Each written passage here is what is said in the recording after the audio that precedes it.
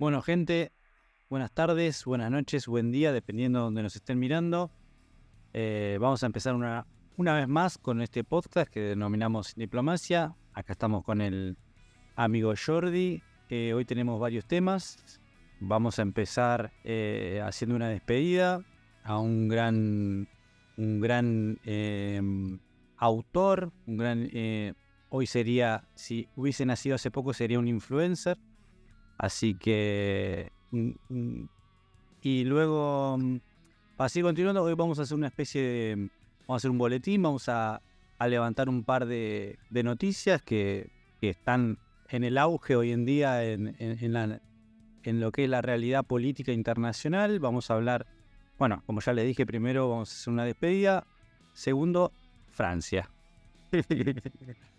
Y después, bueno, vamos a seguir con... Dos despedidas. Nos vamos a despedir de Francia como nación, pero antes de despedirnos de Francia como nación, sí me gustaría decir que el pasado jueves por la noche falleció el disidente cubano, autor, ensayista, honorario miembro de este pequeño club selecto de personas que creemos y nos hemos visto influenciado por este tipo de autores, ¿verdad? Que la libertad individual debe ser proclamada académicamente y dentro de muchos sectores dentro de la sociedad y por muchos motivos. Carlos Alberto Montaner. Carlos Alberto Montaner nació en Cuba en 1943, murió con 80 años en 2023 en Madrid, muy cerca del Parque del Retiro, lugar emblemático y zona de muchísima atracción turística, donde él es ciudadano desde hace muchos años, por una enfermedad neurodegenerativa, consecuencia del Parkinson. Fue un hombre que vivió en Miami y vivió en Madrid, al que la inteligencia cubana le hizo la vida imposible aproximadamente desde los 15 años, que como menor fue encarcelado en la isla tiránica de Cuba, fue profesor universitario, fue columnista de muchísimos medios y escribió libros sensacionales que educaron a toda una generación de liberales y que siguen educando a día de hoy. Viaje al corazón de Cuba, raíces torcidas de América Latina, el famosísimo Manual del Perfecto Idiota Latinoamericano, que es un libro que escribió con el hijo de Mario Vargas Llosa, Álvaro Vargas Llosa, la mujer del coronel, etc. Te voy a hacer una pausa para hacer un disclaimer.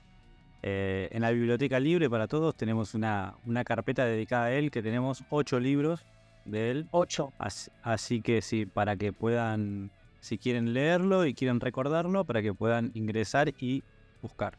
Y sí, y precisamente en memoria de este tipo de obras intelectuales y de autores, como es el caso de Carlos Alberto Montaner, este tipo de programas, precisamente, y además los espectadores lo verán, en todas las noticias que vamos a ir explicando, se dedica a intentar identificar cuáles son los distintos abusos de poder que se produce por parte de los estados-nación a día de hoy en el siglo XXI. O sea, desde el Caribe, desde uno al otro lado del Atlántico, desde el hemisferio norte, desde el hemisferio sur.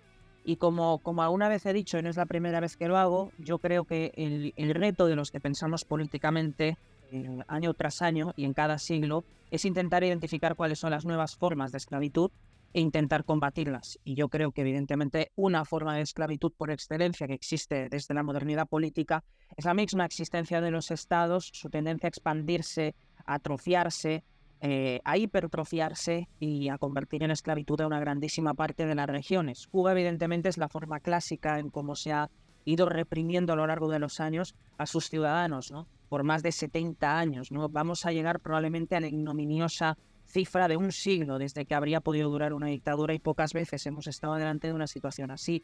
Pero evidentemente nos encontramos con otros muchos estados donde a través de las mismas ideas tenemos que identificar y ser, digamos, funcionales al mismo reto intelectual de ir batallando con ese espíritu sano. Además, una persona siempre muy educada, muy genial. Hay muchas conferencias que pueden ser escuchadas de su parte. Por ejemplo, en la Universidad Francisco Marroquín tiene varias conferencias, y también en el Inter-American Institute for Democracy, que es un think tank que está en Miami, donde están otros muchos exiliados y represaliados de la dictadura cubana, de la dictadura boliviana, y precisamente ese es el espíritu al que nos tenemos que acoger en cada una de las luchas que emprendemos también incluso desde este programa. Bueno, buenísimo. Entonces, para seguir con el siguiente tema, tocaría hablar con un tema candente hoy en día, aunque no sabría no sé si es una buena manera de introducirlo, pero bueno, es el tema de Francia. El conflicto ya lleva 5 días. Bueno, para el que no tiene nada de idea, hay una serie de disturbios, saqueos, hay violencia en las calles. Hoy en día ya son varias ciudades de Francia. El conflicto ya lleva 5 días y se desencadenó por la muerte de un chico de 17 años a manos de un policía en una detención, ¿no? En un control, no, fue en un control vehicular en el cual el chico no acató la orden y ahí fue prácticamente ejecutado. Así que contame, ¿cuál sería tu opinión sobre este tema? Bueno, que como dices es una quinta noche, la de ayer y las que están por venir, donde se han llegado a desplegar más de 45.000 unidades policiales en todo el país. Solamente en París 7.000 para detener disturbios civiles. Todo esto surge, como dices, porque un adolescente con previos antecedentes penales, lo que ya para un joven de 17 años pues es de un calado bastante significativo, recibe un disparo mortal en el pecho, en absoluta quemarropa, en un volante de un automóvil Mercedes para huir de un control de tráfico de la policía aparentemente. Vamos a ver, este caso está siendo y podrá seguir siendo instrumentalizado para intentar generar problemas en las calles. El uso desproporcional de la fuerza del Estado y por tanto de sus fuerzas policiales es un hecho al que se somete cualquier persona que está armada y que se ve armada no para defenderse a sí misma, sino para representar un cuerpo de manera positiva, que es el Estado, y para imponer el orden, el control, la seguridad sobre ciudadanos particulares y sobre situaciones. Es decir, que el problema de la violencia desproporcionada por parte del Estado, por parte de los cuerpos policiales, existirá siempre. Hay personas que incluso con razón dicen que no existe tal cosa como la violencia proporcional, sino la ejerce un individuo particular, y yo podría estar relativamente de acuerdo con esto. A ver, seamos sinceros, lo que ha ocurrido es especialmente inexplicable. Es decir, de momento uno no tiene las pesquisas suficientes como para reconocer por qué a una persona en el interior de su vehículo que se dispone a huir, se le pega un tiro a quemarropa asesinándola. Difícilmente se entienda, salvo que el ciudadano particular fuera armado en el interior del coche, de lo cual al menos yo no sé nada, y voy a pedir perdón por la ignorancia, pero evidentemente voy a reservar mi criterio a la hora de analizar lo que ha pasado. Primero hay un ministerio fiscal que actúa acusando al policía de homicidio voluntario. Desde luego no hace falta premeditación de muchísimas horas de antelación. Si tú pegas un disparo en el pecho de una persona que no se puede defender a una distancia irreaccionable, porque le estás pegando por la ventanilla de la conducción, es un disparo y es una muerte abiertamente premeditada. Lo que sí voy a negar radicalmente es que la muerte se dé por un móvil racial. ¿Pero por qué lo voy a negar?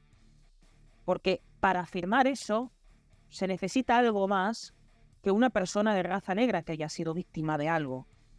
Porque una persona, así como una mujer, así como un homosexual, así como un árabe, así como un cristiano, no por el hecho de serlo identitariamente, todo daño que se ejerza contra esa persona es precisamente motivo de esa identidad.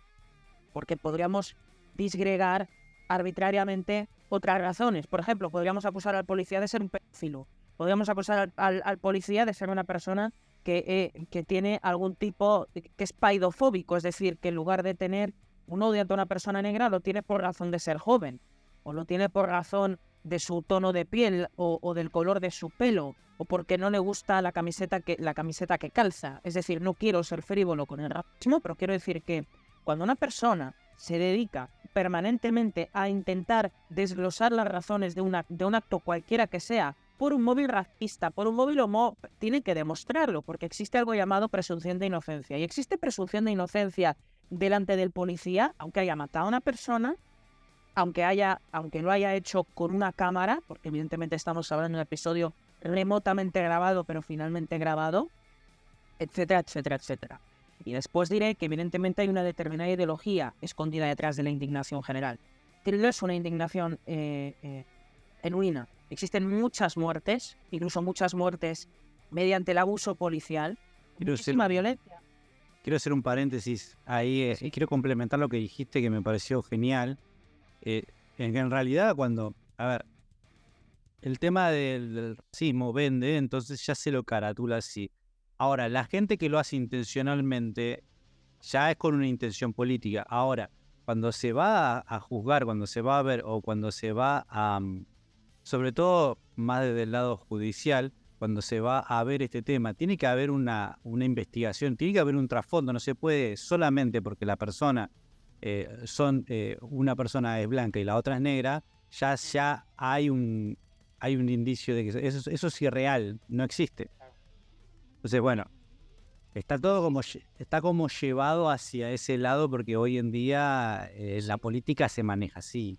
Así que nada, la verdad que adhiero a lo que decís. Entonces, bueno, visto y considerando de que ya presentamos, ya dimos un poco de contexto. Ahora, ¿qué medidas se está tomando y cuál sería una posible solución según tu punto de vista?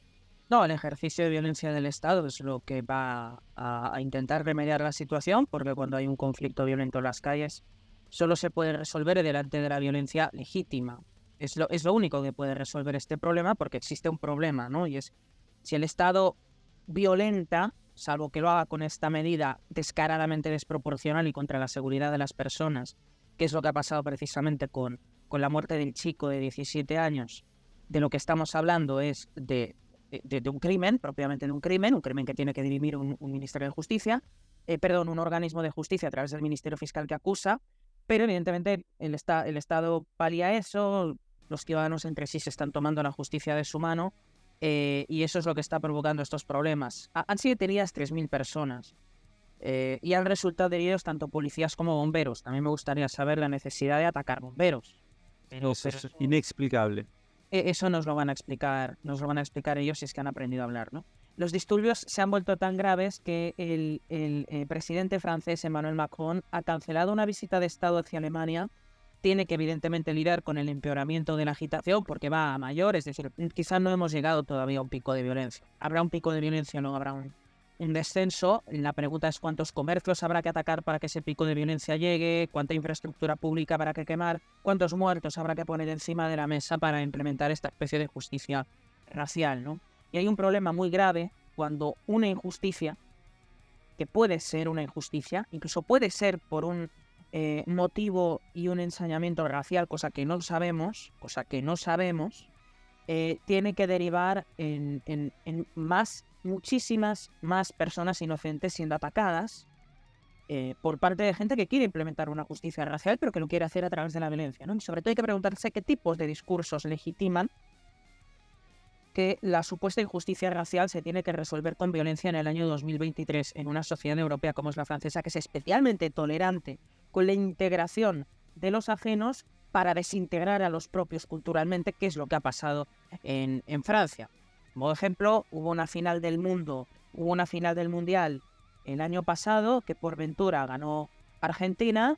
Digamos, miren el cuadro racial de la alineación francesa, cosa que no estoy ni criticando ni como bueno ni como malo, estoy diciendo que aquí existe un cambio de paradigma que las personas tienen que valorar. No existe una posición más retribuida que, por ejemplo, la gran fama del fútbol. Bueno, si Francia fuera una sociedad estructuralmente discriminatoria, me gustaría saber qué hacen todos estos futbolistas, todos los Mbappé, Camavinga y todos estos futbolistas que juegan con la selección francesa y que tienen los orígenes que tienen. El Ministerio de Interior, esto sí es importante, ha anunciado medidas de seguridad adicionales como que a partir del 3 de julio, que es el lunes, habrá restricciones en el acceso a Internet en algunos barrios, especialmente por la noche. Y yo me pregunto, ¿y esto por qué pasa? Bueno, pues porque evidentemente hay muchas revoluciones que existen precisamente a través de los contactos dentro de Internet, ¿no?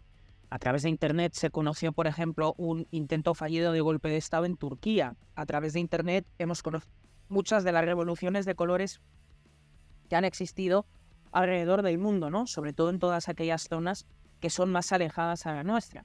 y que ese acceso a Internet se corte restringiéndolo a ciertos barrios, habría que preguntarse qué tipo de jóvenes, porque Internet es mayormente frecuentado por jóvenes, qué tipo de jóvenes viven en esos barrios, ¿no? Porque hay que hacerse dos preguntas. ¿Qué tipo de personas azuzan esos conflictos? ¿No? ¿Qué extracto socioeconómico azuza esos conflictos? ¿O qué extracto cultural? Porque nosotros sabemos que Francia está culturalmente muy segregada a través de guetos. Bueno, esos barrios de los que el Ministerio de Interior acaba de lanzar un comunicado mencionando que habrá cortes de Internet, ¿es alguno de esos barrios potencialmente segregados?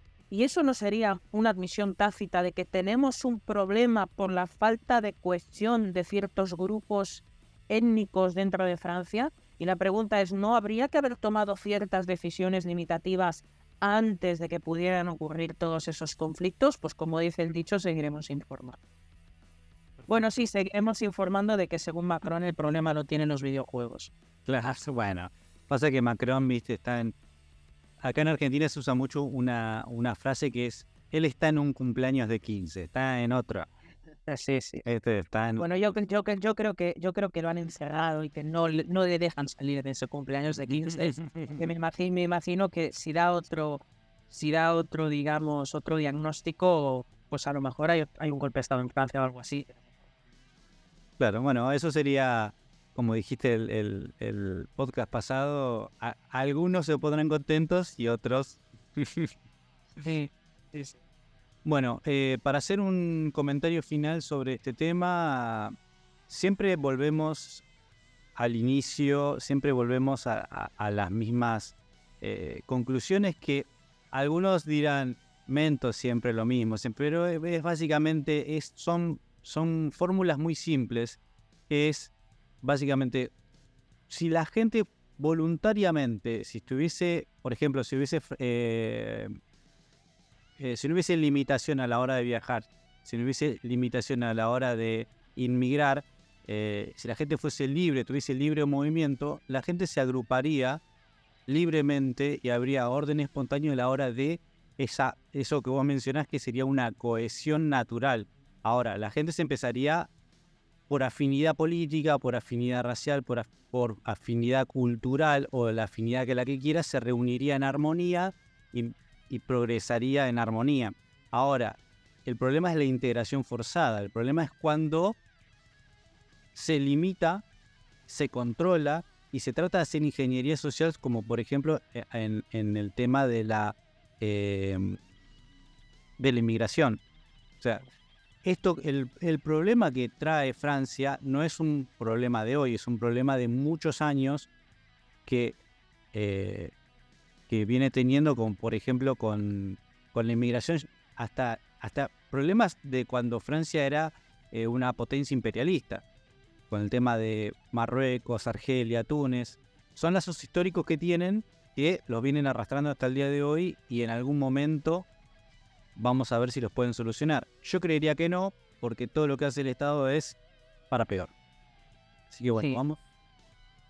No sé si querés... Yo que comparto ese análisis pesimista. Eso es lo que quería decir. Está bien, me parece bien. Bueno, vamos a seguir. Tenemos más temas.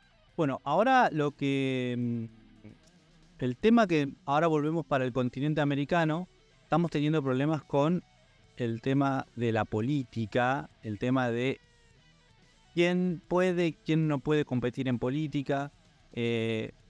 Podcast atrás hemos hablado de Trump y todo lo que viene con esta nueva ola de usar un instrumento más político. O sea, el nuevo instrumento político sería esto de perseguir políticamente para impedir directamente ya sacarlos. No hace falta hacer operetas, hacer cosas mediáticas, hacer palos en la rueda, como quien dice. Ahora directamente es más fácil sacarlo y que no, directamente que ni compita, si a total. Claro, ¿no? Estamos hablando del contexto de unas elecciones, de personas que tienen una gran...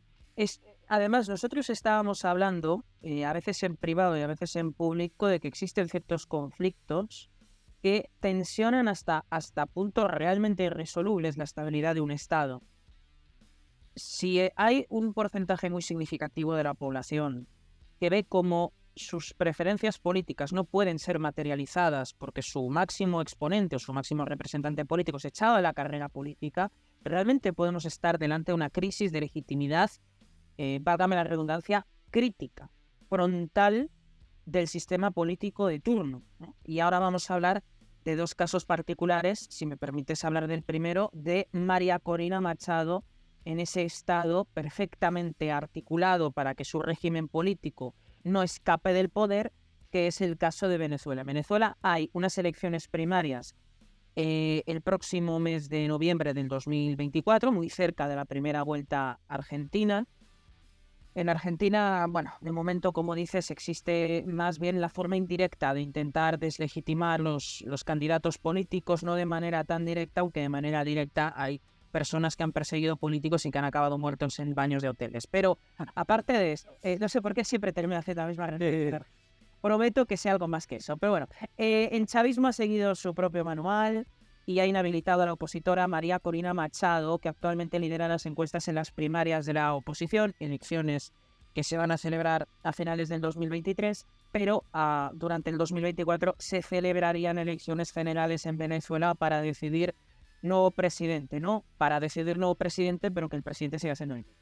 Este viernes, un diputado llamado José Brito, que es de la bancada de los alacranes, que es como se denominan los antiguos opositores a Nicolás Maduro, pero que actualmente están subsumidos dentro de los intereses chavistas de Nicolás Maduro, informó de que a través de unas diligencias realizadas por un órgano que es la Contraloría para conocer el estatus de la candidata a las elecciones, se ha concluido su estatus de sancionada. ¿Por qué? Bueno, pues por una razón que tú dirás es gravísima, ¿no? Y que justifica que no se presente a unas elecciones y que sus derechos políticos queden absolutamente fuera de órbita, ¿no? ¿Y cuál es esa gravísima situación? Porque una cosa hay que decir, ¿no? Estas represiones contra la representación política de ciertos candidatos no se da sobre la nada, se da sobre algo. La pregunta es si eso es tan grave como para arrebatarle a una persona de los derechos políticos que tiene a presentarse a unas elecciones, ¿verdad? Sobre todo cuando tiene el respaldo popular, que luego vamos a explicar que tiene María Corina Machado. Bueno, esta exdiputada no habría declarado unos fondos durante un periodo auditado. Se había informado a Machado que había sido inhabilitado durante 12 meses.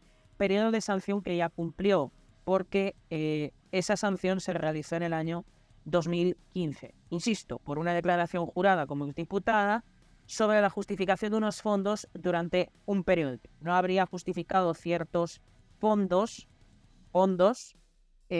durante un periodo donde hizo una declaración jurada. Y eso le habría llevado a una inhabilitación durante 12 meses que ahora se ha extendido a 15 años. De 12 meses a 15 años. Por si le eligen una vez o hasta si le da por elegir lados, ¿no? 15 años al actual líder de la oposición venezolana.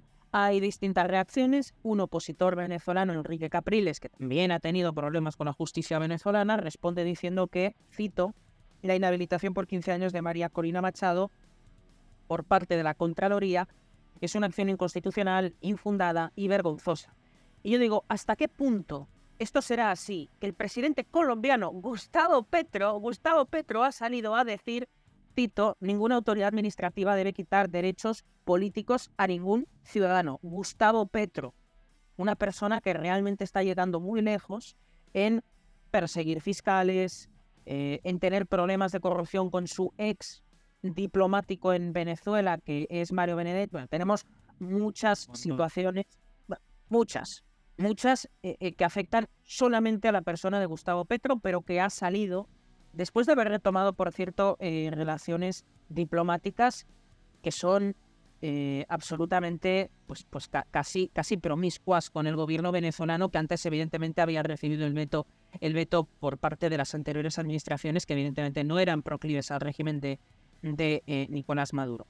Hay un muy buen artículo que vamos a intentar citar del Panam Post, donde se intentan explicar cuáles son las incongruencias y las inconsistencias del caso. Por ejemplo, el artículo 49 de la Constitución de la República Bolivariana de Venezuela, referente al denominado debido proceso, establece en el numeral 7 que ninguna persona puede ser sometida a juicio por los mismos hechos en virtud de los cuales, hubiesen sido juzgados anteriormente, que es precisamente lo que acaba de pasar ahora, que una persona ha sido juzgada y recondenada por unos mismos hechos. No hay otros hechos juzgados. Todavía más grave, se le atribuyen crímenes cometidos de manera posterior a la fecha por la que fue condenada, en el año 2015, y se le atribuyen delitos cometidos más allá. Por ejemplo, el oficio señala que María Corina Machado ha sido partícipe de la trama de corrupción orquestada por el usurpador Juan Guaidó, incluyendo el llamado cucutazo, que se refiere al momento posterior de su juramentación como presidente interino. Eso ocurrió en el año 2019, el 23 de enero del 2019. Y también se le reprocha que haya solicitado sanciones impuestas por Estados Unidos y dicen los caraduras impuestos por el expresidente Barack Obama, paréntesis, Barack Obama gobernó Estados Unidos, si mal no recuerdo, desde el año 2008 hasta el año 2008-2016, e incluso continuadas por el presidente Donald Trump y por el actual mandatario estadounidense.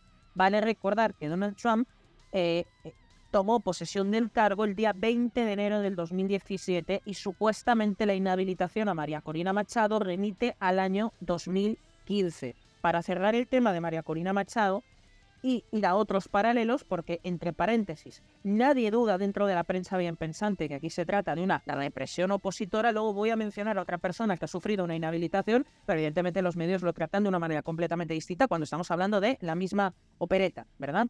En las encuestas de las elecciones presidenciales en Venezuela, la plataforma unitaria presidida o cuyo máximo exponente en popularidad es María Corina Machado, tendría ahora mismo un 51%.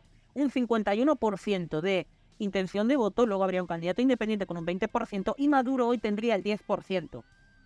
María Corina Machado tendría el 51% de intención de voto, Maduro el 10%. Luego ese 10%, por supuesto, será el 98% del pueblo venezolano, ha ganado hasta en la calle, ha ganado hasta en la calle nativa de Corina Machado. Vos sabés que En la casa de Corina Machado ganó Maduro. me hace acordar al meme ese de que está una persona en el medio de una urna, una persona está de un lado con un papel y del otro lado está Hitler y le dice: ya basta, Hitler, voy a terminar tu reino de terror. Es el caso que se está dando hoy en día, por ejemplo, en Venezuela. Ahora, el otro caso puntual es, ya vimos lo que fue Estados Unidos en programas anteriores, Venezuela, y ahora toca Brasil. ¿Qué pasó últimamente con Bolsonaro? Pues Brasil, país que también hemos tocado, ya llevamos los programas suficientes y ya todos los países del mundo ya, mapa mudo según Mento, y vamos ubicando según la actualidad, ¿no? Pues que, exacto, se ha ido produciendo una inhabilitación política ayer Bolsonaro ante estas últimas semanas por un juicio presentado por el Partido Democrático Laborista, que es el partido de Lula, es el partido parte de la coalición de Lula. O sea, hay un partido político que ha hecho una denuncia que ha requerido un fallo indiciario donde ha habido 3 votos contra 1 a favor de condenarlo por degradar el ambiente electoral, y el Tribunal Superior Electoral acaba de condenar a Jair Bolsonaro a 8 años de inhabilitación, que incluye elecciones municipales que se van a celebrar en Brasil y elecciones generales. Es decir, que en teoría, si me dejas hacer cálculos en mi mente, donde no se puede presentar Bolsonaro es a las siguientes elecciones generales. Es decir, que no hay posibilidad de que regrese al poder después de haberlo perdido delante de Lula, que por cierto hay encuestas que ya dicen que ha perdido 10 puntos de aprobación de su gestión. Hay un trimestre de luna de miel que se tiende a extender a todos los máximos mandatarios políticos. El Tribunal Superior Electoral, finalmente, con el voto de Carmen Lucía, ha decidido por una mayoría de 5-2 la inhabilitación en un tribunal integrado por un total de 5 más 2, 7 miembros. El juez instructor del proceso contra Bolsonaro, que es Benito González, consideró que el presidente usó su posición de poder para incitar un estado de paranoia colectiva, fabricar teorías conspirativas con informaciones falsas, mentiras atroces. Esto básicamente se relaciona con que antes de las elecciones presidenciales en Brasil, Bolsonaro llamó a embajadores de otros países para contarles la desconfianza que él intuía acerca del procedimiento electoral dentro de Brasil. Sin embargo, si nosotros recordamos lo que pasó en el mes de enero, después de que hubiera unas elecciones previas, Bolsonaro aceptó la transición. No dijo verbalmente acepto el resultado y mi derrota, pero dijo cumplo con la Constitución, habrá una transición pacífica de poder. Se produjo esa transición pacífica.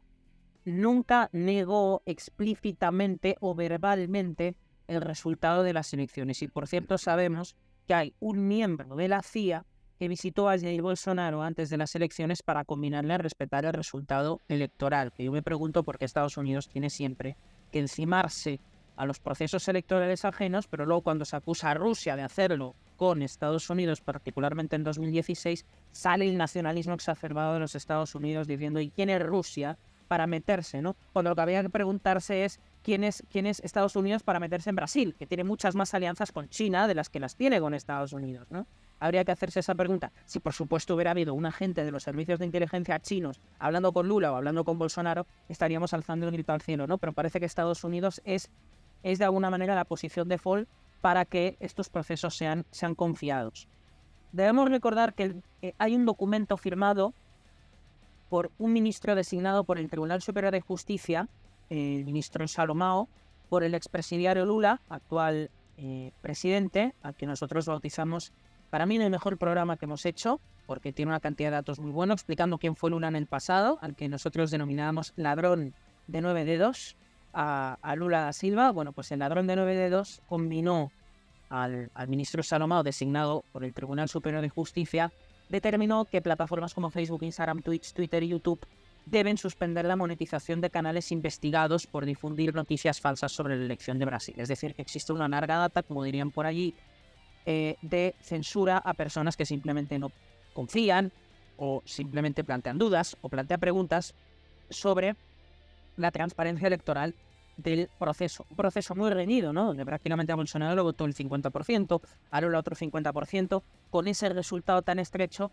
Hombre, en el caso de que existieran irregularidades electorales, hubieran realmente cambiado radicalmente la elección, ¿no? Yo creo que Bolsonaro y cualquier otra persona ve estos resultados tan empatados y ¿por qué no puede pedir un segundo escrutinio, no? ¿Por qué no pedirlo? Puede estar contra la ley, pero ¿por qué manifestar dudas en un procedimiento electoral debe ser en sí mismo constitutivo de delito?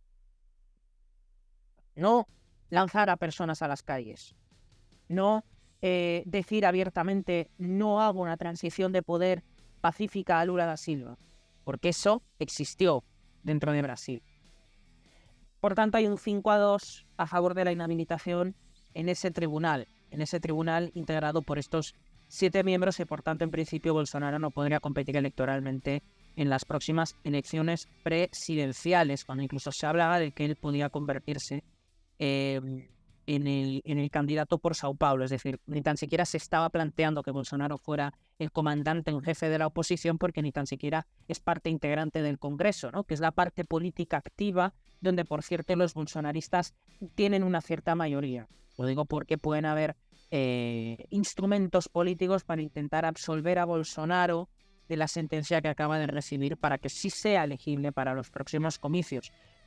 Brasil es un sistema judicialmente muy intervenido, lo sabemos de siempre, pero Estados Unidos, por ejemplo, es un país que también ha tenido a un presidente que ha cuestionado los resultados electorales y que ha ido muchísimo más allá que Bolsonaro. Y sin embargo es un hombre que sí está pasando por conflictos judiciales, pero no se está poniendo en duda su candidatura por haber puesto en duda los resultados electorales de las elecciones de 2020. Es más, todos los procedimientos judiciales que están pasándole y están sobrevolándole la cabecita a Trump no son procedimientos que puedan terminar con su elegibilidad como presidente, porque en Estados Unidos el único requisito para ser elegido como presidente es ser elegido como presidente, naturalmente, pero haber nacido en Estados Unidos y tener más de 30 años. Estos son los 3 únicos requisitos para ser presidente, que es una pequeña, ligera diferencia entre un Estado con un mínimo de separación formal de poderes y otro donde el partido Lula pide a la justicia que inhabilite a Bolsonaro, pues Bolsonaro automáticamente es inhabilitado y no puede participar de unos siguientes comicios. Por tanto, el gobierno de Lula, solamente 3 meses después de haber empezado ya comienza a laminar a la oposición de Brasil, algo que, por cierto, no ocurrió bajo el gobierno de Bolsonaro. Perfecto. Vos que sos obviamente español, me gustaría que cuentes, porque claro, yo puedo leer un artículo, que es lo que vamos a levantar, un artículo de La Razón, Sí, si señor. no me equivoco, lo tengo por acá, exactamente de larazón.es, sobre la situación económica, ¿no?, del país. O sea, yo puedo comentar, qué sé yo, pero a mí me gustaría tener tu óptica de todo esto, porque obviamente vos sos español y vos sos el que lo está viviendo. Entonces a mí me gustaría que comentes y que levantes, que lo vamos a poner en pantalla, este artículo de La Razón, que se titula Sánchez sueña, hay más pobreza.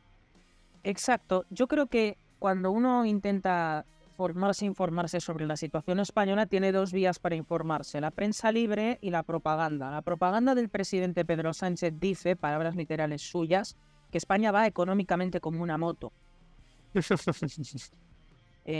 Porque aparentemente hay solo un crecimiento de un 1,6 de inflación, cuando un 1,6 de inflación, mejor dicho, una reducción de inflación no significa que se haya dejado de emitir inflación, ¿no? Significa que este año la inflación crece menos, pero la inflación es agregativa a lo largo de los años. O trampas del estilo, España está recuperando los niveles económicos del año 2019. Sí, pero lo ha hecho más tarde que el resto de regiones europeas. A ver, el caso de la situación en España es que el próximo 23 de julio se van a producir unas elecciones generales, donde parte como favorito el candidato de la centroderecha, el gallego, que no significa español, significa gallego, Alberto Núñez Feijóo, que es el candidato del Partido Popular, que ganaría las elecciones generales con un 36,6% de los votos. España es una democracia de consenso, no es presidencialista, no es el que gana la elección se convierte en presidente, sino que hay una lista cerrada de partido y los votos se traducen en asientos para el Parlamento, y el número de asientos son los que tienen que juntar una mayoría absoluta. Entonces, por ejemplo, el Partido Popular, si quiere gobernar, debe superar este famoso umbral de 176 escaños del Parlamento. Las encuestas más optimistas dicen que ganaría entre 149 y 153, por lo que necesitaría aliarse con el partido de la derecha, Vox, que conseguiría 30 escaños, 40 escaños, empeorando los resultados de las elecciones de 2019, porque, bueno, pues el voto útil se ha lanzado sobre el Partido Popular. El Partido Popular ahora mismo tiene una ventaja de 8 puntos porcentuales sobre el Partido Socialista manejado por el actual presidente Pedro Sánchez, que, por cierto, acaba de inaugurar la presidencia dentro de la Unión Europea, haciendo una visita a Zelensky, dándole un abrazo muy, muy sentido, ¿no? Muy sentido. Cosa no es de extrañar, porque en Zaragoza, en España, se están entrenando a los batallones neonazis ucranianos. Pero aparte de eso, el PP conseguiría entre 149 y 153 escaños. El Partido Socialista conseguiría entre 106 y 110 diputados, es decir, que el PP le daría paliza en estas próximas elecciones. Le daría paliza. La pregunta es si la suma de PP y Vox podría dar para que gobernaran. Y la pregunta es si partidos Popular y Vox llegan a una mayoría absoluta de aprobación de la presidencia de Núñez Feijóo, en el caso de que salga elegido, la pregunta es, bueno, ¿Vox tendrá ministerios dentro de España? Es decir, la derecha más económicamente liberal, pero no tanto, más conservadora culturalmente, más radical en cuanto a los empeños socialistas y medidas programáticas socialistas dentro del país, ¿va a tener un protagonismo dentro del gobierno? Bueno, hubo unas elecciones municipales el 28 de mayo de este mismo año, después de la paliza que recibió el Partido Socialista, porque todas las regiones españolas, con muy poquísimas excepciones, las ganó precisamente la centroderecha. Pedro Sánchez al día siguiente anticipó las elecciones. Las elecciones tendrían que producirse en diciembre por mandato constitucional de 4 años. Sin embargo, él las ha adelantado para celebrarlas en julio, donde hay 2-3 millones de petición de voto por correo, correo, voto por correo, y una baja participación, porque hay muchas personas de vacaciones, ¿no? Salvo que evidentemente manejes el monigote de cuidado que vienen los nazis, al Reichstag, y aquí de pronto pues la izquierda se aglutina. La consecuencia que provocó que el Partido Socialista convocara las elecciones es que hubo una reacción inmediata que fue el aglutinamiento de la izquierda en un único partido. Podemos desaparece virtualmente como formación, se une a una nueva formación de nuevo cuño que se llama Sumar, que por supuesto si no gana las elecciones la izquierda me va a permitir el lujo de llamarle Restar, que es un partido político, una organización política capitaneada por la actual ministra de Trabajo, que se llama Yolanda Díaz, antigua miembro del Partido Comunista Español. Esta mujer podría superar a Vox en número de diputados, pero evidentemente la suma de las izquierdas no daría para gobernar. Yolanda Díaz, y esto lo vamos a sobreimpresionar en la pantalla, es una mujer que ha propuesto hoy en una entrevista al Mundo dar 20.000 euros, aproximadamente $25.000, a todo aquel que cumpla 18 años para emprender, para tener libertad de emprendimiento, lo que supondría un 0,8% del PIB nacional detraído en forma de impuestos. Regalar 20.000 euros a los... Increíble. De hecho, de serlo, sí, y es la vicepresidenta segunda del gobierno, ministra de Trabajo. Estamos hablando de que los jóvenes tengan, ¿no?, un acceso a 20.000 euros, que saldrían de los impuestos de nuestro país y con un coste fiscal, un impacto del 0,8% del PIB. Estamos hablando de en torno a 8.000 millones de euros. Un joven, cuando alcance la mayoría social, accedería a este ingreso. ¿Por qué? Por lo que le estoy diciendo, porque la posibilidad de emprender no puede estar ligada a el origen de tus padres. Una mujer que, por cierto, ha dicho recientemente que lo que pasa dentro de España es que estamos delante de una situación mejorable, entre las cuales está laboralmente, es decir, como los jóvenes están en paro juvenil, España vive el peor paro juvenil en cifras porcentuales respecto al resto de la Unión Europea, pues evidentemente hay que incitar el emprendimiento regalando dinero, robándoselo a otro grupo de personas, los contribuyentes normalmente de las clases medias. ¿Qué pasa? Que tú propones este dispendio de dinero porque supuestamente los jóvenes no tienen oportunidades laborales, pero a que no adivinas quién ha sido la persona en cuyo cargo y en cuya responsabilidad ha estado el Ministerio de Trabajo durante estos últimos 4 años, pues por esta señora. Esta señora ha sido la ministra de Trabajo, que es como que de pronto venga Sergio Massa a Argentina y me diga que la economía está mal y que vota de mí, que va a mejorar. Claro, pero ahí no va a mejorar. Es lo que está sucediendo hoy en día. Tipo, los carteles dicen de que él sabe cómo solucionar la inflación. Sí. Esa es su propaganda, esa es su campaña política. O sea, Nos vamos a reír mucho con los eslogans de campaña de esta persona, ¿no? Porque la izquierda viene a cambiar cosas. Bueno, viene a cambiar cosas, pues creo que lo primero que tendría que hacer Sergio Massa en este caso es demostrar que no es el mismo y que, no sé, que Huerta de Soto le ha dado clases en la Universidad Juan Carlos y que es una persona diferente y que viene a llevarse la contraria a sí misma de los últimos 4 años. Entonces, el artículo que voy a citar a continuación de La Razón da números que son apabullantes, ¿no? Por ejemplo, el crecimiento medio real del PBI en el periodo de la presidencia de Pedro Sánchez muestra que la economía española ha sido la que menos ha crecido durante ese periodo en toda la Unión Europea. Estamos hablando de 0,9 puntos por debajo del promedio de la eurozona. O sea, no 0,9 por debajo del que más crece, sino del promedio de los 27 países de la Unión Europea. El índice de carencia material severa muestra que el porcentaje total, el nivel de pobreza por carencia material severa, se ha disparado un 8%. El PIB, que es el indicador tradicional para medir riqueza de habitantes del país, aumentó un 1,7% en la eurozona, mientras que en España está en un menos 2,6%, o sea, mientras que en términos nominales en España bajó un menos 2,6%, en el resto de la eurozona creció un 1,7%, la variación del PBI per cápita en términos reales cayó un 6,6%, solo la supera Eslovaquia, como sabemos es el paladín del crecimiento económico en Europa y en el mundo. Las horas trabajadas por todos los asalariados se situaban, por poner un caso, en el primer trimestre del 2008 en 9 millones y hoy está en 8.476.000 horas trabajadas por todos los asalariados. Es decir, que hoy se trabaja menos con más población activa que hace 15 años. Se trabaja menos, no se trabaja más, Por cierto, el partido, la ministra de Trabajo, Yolanda Díaz, ha propuesto una jornada laboral de 4 días.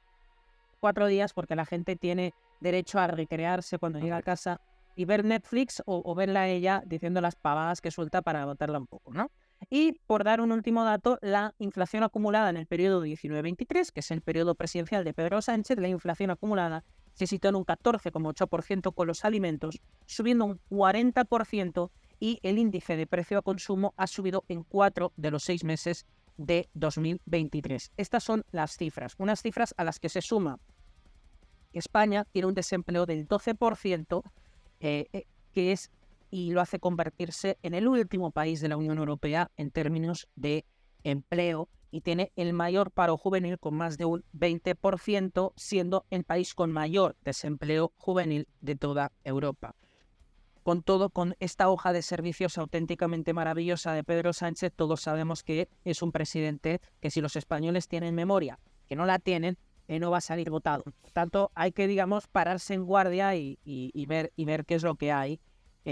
Después de que haya salido recientemente en un programa en prime time, acusándole los periodistas muy adecuadamente, el supuesto cuarto poder, diciéndole que, bueno, usted dijo que nunca pactaría con Podemos, nunca podría dormir si Pablo Iglesias está en su gobierno, y precisamente el gobierno de Pedro Sánchez es un gobierno en coalición con el partido de Pablo Iglesias.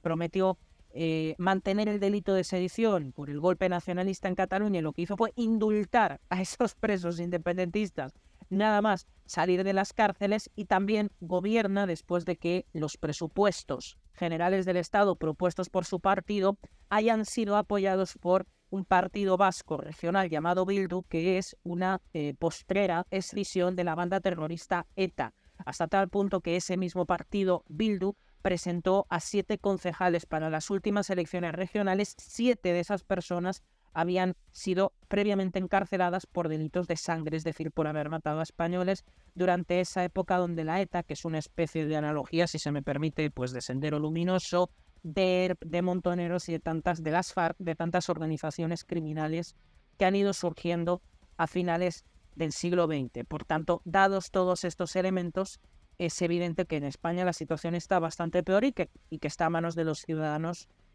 votar a un gobierno igual, a un gobierno parcialmente distinto, radicalmente distinto, pero como hablábamos antes de Francia, la situación española evidentemente tampoco parece muy optimista para que se produzcan cambios auténticos, sobre todo porque el que será, y esto ya lo avisamos, el que será el próximo presidente probable de España, que es el candidato de la centro-derecha española, el Partido Popular, ha dicho que hay que mantener los pilares de la sanidad pública, porque es un hombre que en Galicia fue ministro de Sanidad dentro de España, y que hay que mantener la educación pública, y también ha dicho que la violencia machista existe, la llamada violencia de género, y que por tanto de alguna manera u otra se van a mantener las subvenciones a todos estos grupos que viven a costa y gracias a la violencia que se ejerce contra las mujeres año tras año. Es decir, no esperemos un gobierno reformista, esperemos un gobierno que baja medio impuesto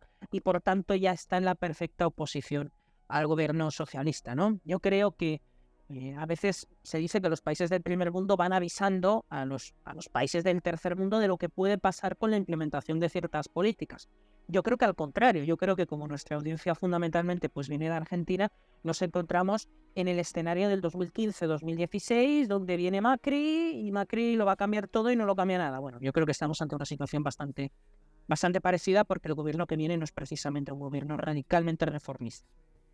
Bueno, gente, si llegaron hasta acá, los invito a suscribirse, a dejar un me gusta, a seguir nuestras redes sociales, a seguirlo a Jordi. Así que muchas gracias y nos vemos en un próximo video. Muchas gracias.